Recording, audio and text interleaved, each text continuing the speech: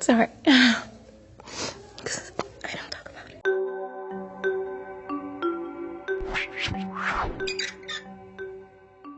There's language that's used, like Survivor, that is made and is used to make people feel comfortable. But the people who are actually going through chemo and dealing with radiation, losing limbs, losing loved ones, losing friends, that's what cancer is about. The doctor said you had cancer. I thought about my homework first.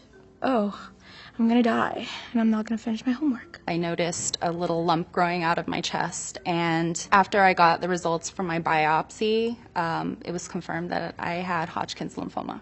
It is breast cancer in my right breast and my axillary lymph node, which is kind of the armpit area. My mom was on the phone with the doctor. She said, it can't be cancer. I found out I had testicular cancer just like a week after I turned 30. I had a very large tumor in my colon and unfortunately about 11 other tumors in my liver. They told me if I didn't do anything about it, I would be dead in a month. I thought, well, this is pretty fucking inconvenient. I just left the building, ordered a fat burger with an egg on top, and ate it. I was so pissed that that had happened to me, and I was angry. When the doctors had to come in and talk and have like a real discussion, it was to a 12-year-old. Losing my hair was really hard on me. That almost worried me more than the idea of going through chemo. I wasn't really addressing any of my problems. 3 months after chemo, I had a pretty disgusting meltdown. My mom just started a career. She had to quit her job. My dad had to take on more responsibility. It took me a while to even let my family know that I had cancer, and I was sugarcoating it. My mom had crammed herself in the hospital room, and she stayed with me for 48 hours. I really realized at that moment that my life was going to be so different. I had such an amazing partner who was there for me the whole time. Sorry. It was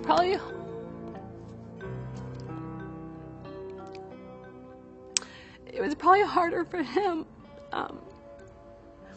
watching me go through it.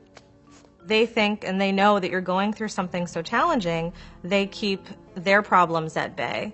Where when you're going through something like cancer, sometimes you just want to get out of your own head and hear somebody else's problems. Some kids, they would tell me that my mom doesn't let me go visit you at the hospital because she thinks I might get sick. When they find out you have cancer is to tell you about the person they know that has had cancer and died, which is the last thing you want to hear when you're in chemo. There was other people that sort of withdrew, and that was really hard for me. They're not so much afraid of you, you know? In fact, oftentimes they want to take selfies with you so that they can get lots of likes from their friends about supporting their cancer friend. If you know somebody that has cancer, like, go visit them, go hang out with them. People were changing around me. It wasn't until I ran into a dear friend, I walked into her office and she goes, oh my God, this is the best diet you've ever been on. We just cracked up. We just lost our minds and laughed and made cancer jokes for the rest of the day ever since then. That is what got me through it.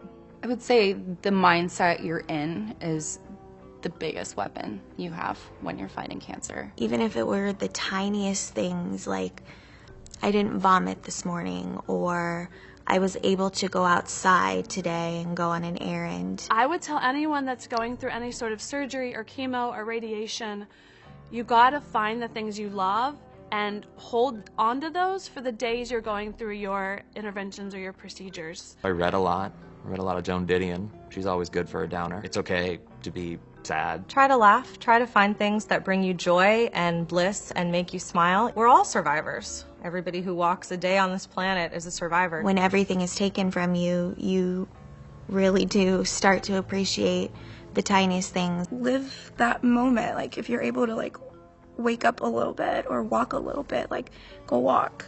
Go, just take advantage of what you're able to do. There are so many support groups. There's amazing online support if you want to stay anonymous. If you can find a support system, whether it's your friends or your family or a loved one, that is probably one of the best things you can do to help yourself in this process.